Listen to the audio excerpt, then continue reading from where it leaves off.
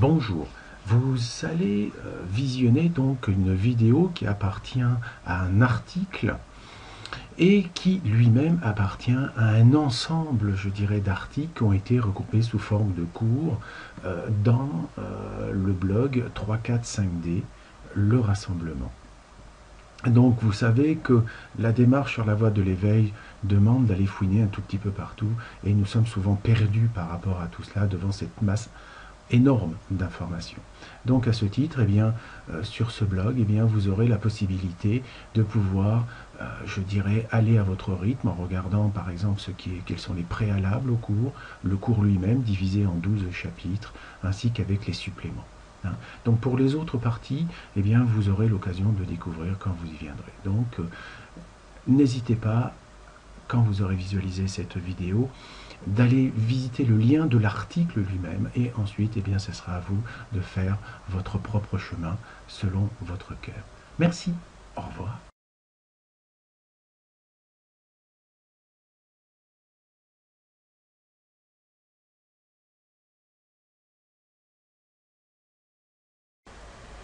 Bonjour, nous voici repartis pour une nouvelle vidéo sur un petit dessin fort sympathique où je vais tenter de vous expliquer ce que j'appelle le principe du moteur humain, du moteur de l'humain, c'est-à-dire pourquoi il existe ici au niveau entre le moteur de la Terre et celle du ciel, c'est-à-dire entre l'esprit et la matière, il existe l'expérimentation inévitable de l'être humain. C'est-à-dire que, comme vous pouvez vous en rappeler dans d'autres vidéos, le voile de l'oubli se situe exactement au milieu du moteur de l'humain, c'est-à-dire entre la 3D et la 4D. Donc toute entité, entre guillemets, qui va vouloir évoluer du monde minéral végétal, puis grimper dans les hautes sphères, comme on dit, eh bien, devra forcément passer dans ce moule. Alors, obligatoirement, il sera coincé entre le ciel et la terre, c'est-à-dire il sera dans un monde de dualité. Donc, fort de cette dualité, eh bien, comme dirait l'autre, il y a des choses qui vont lui tomber sur la tête et il va marcher dans la merde. Donc, ça, c'est le résumé. Maintenant, son objectif, c'est effectivement de passer le voile de l'oubli. Et donc, pour cela, il y a une manière de regarder les choses qui vous permettra de mieux comprendre comment ce moteur de l'humain a été construit dans son principe. Alors, on va partir du ciel, puisque avant qu'il y ait la matière, eh bien, on va dire l'esprit était déjà là. Donc nous partons de l'esprit. Et donc l'esprit s'est dit, eh bien voilà, moi j'ai déjà tout mis dans le ciel, enfin je veux dire, tout existe en tant que tel, et je vais donc ici mettre un premier crochet sur lequel va pouvoir s'appuyer le moteur de l'humain. Donc c'est comme si on était dans une penderie, où effectivement il y a un crochet sur lequel on va pouvoir accrocher, on va dire, le vêtement ou le support du vêtement. Donc ça serait, on va dire, le porte-manteau, globalement. Donc ce truc de l'esprit, si vous regardez bien, eh bien, il y a forcément une partie masculine, une partie féminine. Cette partie masculine est donc la partie matérielle. Et donc cette partie, comme je vous l'avais indiqué, le moteur du ciel correspond, on va dire, à l'esprit, le grand esprit, d'une certaine manière, qui a bien sûr une consistance qui pour nous est relativement assez volatile. C'est pour ça que quand nous regardons le ciel, nous avons l'impression de nous adresser à un être supérieur, à une divinité, à un dieu, à quelque chose qui vient du ciel, parce que forcément ça vient du ciel, qui accède à une information, on va dire, illimitée, qu'on appellerait la source. Eh bien, forcément, il y a donné matière. Donc le lien matériel, c'est-à-dire que celui qui est en bas, vous savez, ici c'est comme si on considérait que ce moteur était constitué de deux éléments eau, on va dire, une eau liquide, qui serait celle-ci, et une eau vapeur. Donc la vapeur se trouve en haut et le liquide cela, donc est en bas. Donc vous pouvez considérer que effectivement ce qui va descendre le long de la tringle ici, de ce bout de ferraille, va être un truc liquide, c'est-à-dire de la matière. Et donc voilà pourquoi le 5e chakra est relié au 3e, c'est-à-dire que l'esprit est relié au mental. Car vous le savez tout comme moi, le moteur de l'humain est composé du mental ici et on va dire du sentiment. Donc quand on dit le cœur, on verra que effectivement dans notre jargon, on va dire, le cœur, ça serait la partie verte, alors que la partie jaune serait effectivement la partie mentale. Donc cette partie mentale, vous le savez comme moi, fait partie, je dirais, du système nerveux. Ici, nous aurions le cerveau, et le cerveau est lui-même connecté à l'ensemble du corps humain via le système nerveux.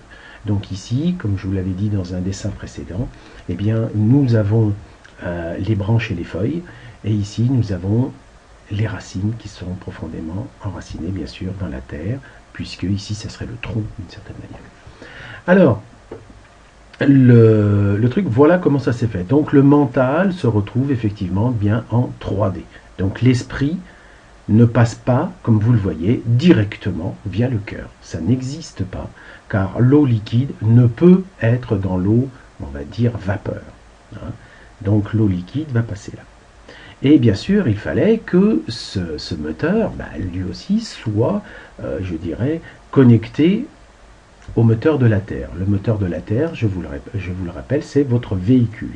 Et donc votre véhicule, c'est votre corps physique et votre corps énergétique. Le corps physique étant la partie rouge, le corps énergétique étant la partie orange. Et là, que voyons-nous? La même chose, hein, c'est-à-dire un crochet mais mis dans l'autre sens. Hein, c'est-à-dire que par l'attraction, la Terre, puisque ici c'est le moteur de la Terre, va vous attirer afin que vous ne décolliez pas. Donc l'objectif, c'est effectivement de vous coincer. Sinon, on serait dans les étoiles depuis longtemps. Alors, le truc qu'il faut comprendre, eh bien là on a toujours liquide et ici on a vapeur.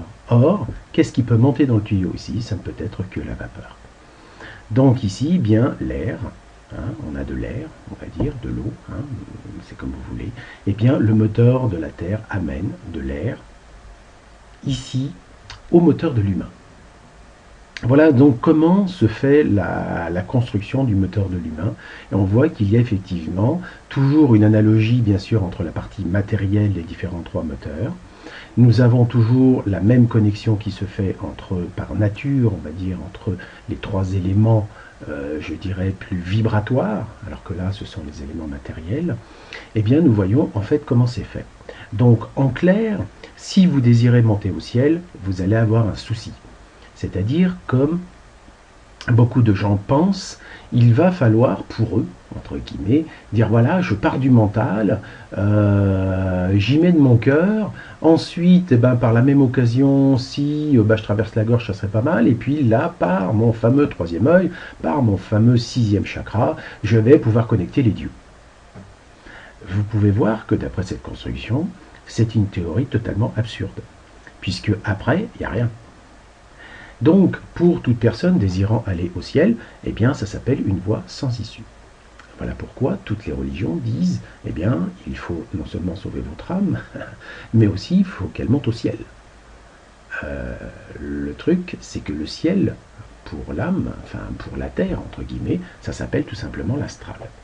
Donc, grosso modo, toutes les religions vous ont raconté, depuis leur naissance, qu'il faut aller vous reposer dans l'astral et rechercher l'astral à tout prix. Or, vous pouvez constater comme moi que la porte de sortie ne se trouve absolument pas par le haut. Et encore moins par le bas. Donc, il y a forcément une porte de sortie.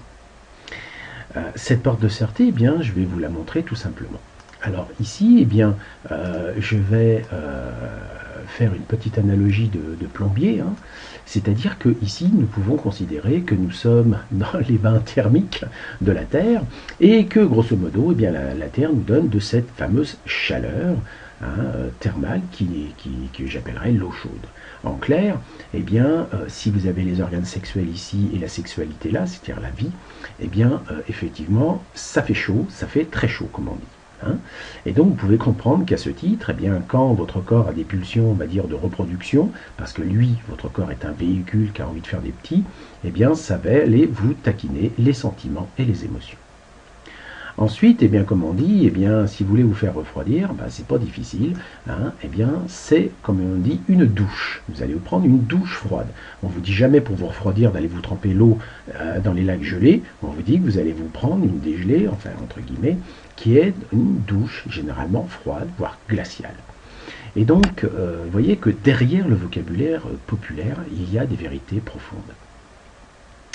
Et donc ici, c'est l'eau froide, puisque nous savons que le mental, l'esprit, est froid. En effet, il n'est pas dans la matière, donc il ne peut pas être chaud, il ne peut être que froid, même glacial. Voilà pourquoi, quand un individu est coupé de son cœur, c'est-à-dire n'est pas réchauffé, eh bien, il va effectivement recevoir ce froid, ici, là, au niveau du mental, et il va être glacé. Donc c'est pour cela que généralement, on les appelle des congelés. Hein, c'est-à-dire que effectivement, ils sont vraiment cons, dans le sens que croire d'être sérieux va leur permettre, d'une certaine manière, de pouvoir mettre l'intelligence qui, nous savons tous, est une forme, est un couteau à double tranchant, car ça coupe très fort, et généralement c'est sanglant. Donc il y a toujours un aspect bien sûr masculin, qui donc va être celui du ciel, tandis qu'il y aura un côté masculin qui va être plutôt chaud, entre guillemets. Donc voilà, quand on est dans un corps d'homme, eh bien principalement, eh bien, on va voir que nous sommes effectivement connectés au mental par, je dirais, par affinité. Hein. Donc nous allons pouvoir détruire tout ce qui est en dessous à notre guise, alors que les dames, c'est-à-dire les personnes qui sont incarnées dans un véhicule dit féminin, eh bien, eux sont plutôt branchés sur cette sphère-là, c'est-à-dire la nature, la sécurité, la protection, bien sûr, de l'esprit, ils recherchent la protection de l'esprit, mais vont surtout jouer dans les émotions et les sentiments. Et donc, s'il y a de l'eau chaude et de l'eau froide, eh bien, je dirais, en bon plombier, nous avons forcément ce qu'on appelle un mitigeur. Hein, c'est-à-dire que le principe du moteur de l'humain, c'est de faire l'harmonie entre l'eau chaude et l'eau froide. C'est-à-dire que si vous comprenez bien ce schéma, hein, eh bien, vous allez découvrir qu'à chaque fois qu'une personne commence à être en ébullition, on va dire, d'une manière sexuelle et affective, généralement la raison devient très faible. En règle générale. Si par contre la raison est prédominante, on peut dire que l'autre va généralement s'étioler assez facilement. En clair, nous sommes effectivement, si maintenant je le représente par rapport à cet individu, donc nous avons le moteur du ciel qui va être par rapport au mental, c'est-à-dire par rapport à la pensée qui va s'exprimer via la gorge, mais qui quelque part va être conditionné par, je dirais, le mental ici, c'est-à-dire le mental égo. Je vous rappelle que votre ego est tout simplement le moteur de l'humain. Si vous n'aviez pas cette carapace, ici au niveau de le moteur de l'humain, vous n'auriez pas d'ego. N'ayant pas d'ego, vous imaginez que ce moteur-là ne pourrait exister puisqu'il serait soit la terre, soit le ciel. Donc il serait informe, je ne vais pas dire difforme, mais informe, n'existerait pas et n'aurait aucune idée de séparation d'avec quoi que ce soit. Donc l'ego est une bonne chose en soi. Simplement, au niveau de la 3D falsifiée, nous avons minimisé, on va dire, chez les hommes, la partie féminine, c'est-à-dire que nous avons dit, il ne faut pas qu'il pleure, il ne faut pas qu'il ait d'émotions, il ne faut pas qu'il ait de sentiments, parce que sinon il ne pourra pas faire sa boucherie sur le champ de bataille. Et puis pour les dames, on leur dit, écoutez, c'est vachement facile, vous faites la popote, vous nous donnez à bouffer pour qu'on ait la bonne santé, vous occupez de nous, on va dire sexuellement parlant, et vous nous procurez quelques sentiments, mais on vous interdit d'une certaine manière de penser et de réfléchir, car forcément, vous ne pouvez pas être intelligente. Voilà le résumé, vite fait, de ce que, je dirais, notre culture, ainsi que la majorité des cultures en ce monde, ont enseigné à la majorité des préhumains. Donc si maintenant je repositionne ceci au niveau de l'être humain, vous voyez et comprenez mieux que ce chakra de l'humain, ici, ce moteur de l'humain, excusez-moi, est vraiment la réunion entre l'eau chaude et l'eau froide. Et ce machin ici, entre guillemets, ce mitigeur, a un nom. Il s'appelle tout simplement le cœur.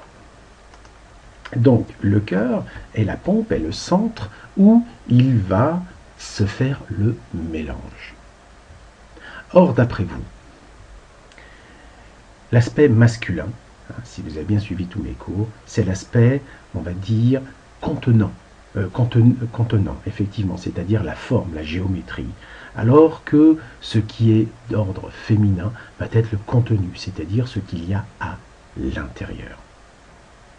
Ok, donc nous sommes bien à ce moment-là dans une notion de dualité, c'est-à-dire qu'il y a un aspect matériel, logique, qui va être le masculin, c'est-à-dire le mental, et un aspect vibratoire, on va dire chaleureux, sympathique, qui va s'appeler tout simplement le cœur, les émotions, les sentiments. Et forcément, les sentiments vont être directement, je dirais, fonction de la qualité du contenant.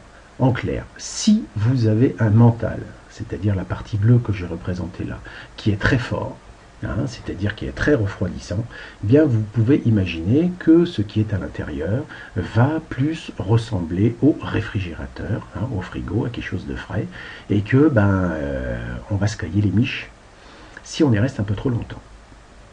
Par contre, évidemment, quand la température intérieure devient très forte, suffisamment forte pour cause de pulsions, on va dire, sexuelles, généralement, vous pouvez imaginer que le contenant, c'est-à-dire la partie bleue, va être dilatée vers le haut et le bas. Il va y avoir, comme on dit, des fissures, des craquures, et bien des choses qui vont en fait faire que l'individu va perdre la raison.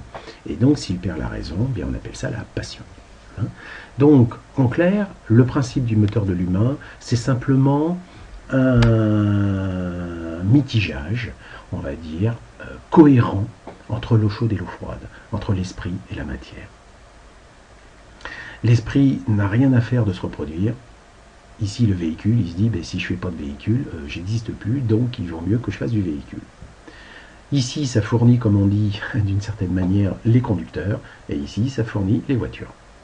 Donc, bien sûr, un conducteur dans une voiture, ça doit expérimenter aussi bien le code de la route que tout ce qui peut se passer comme sentiments et émotions lorsque nous sommes sur une route. Voilà, donc c'était déjà dans un premier temps pour vous démontrer que vouloir monter plus haut que ça est une idiotie, une ânerie en soi. Donc je le répète, toutes les religions et toutes les philosophies qui sont basées sur cet état de fait sont en fait des philosophies qui cherchent tout simplement à vous leurrer en vous faisant aller, on va dire, dans une voie sans issue, tout simplement. Donc maintenant, nous allons passer à la seconde vidéo.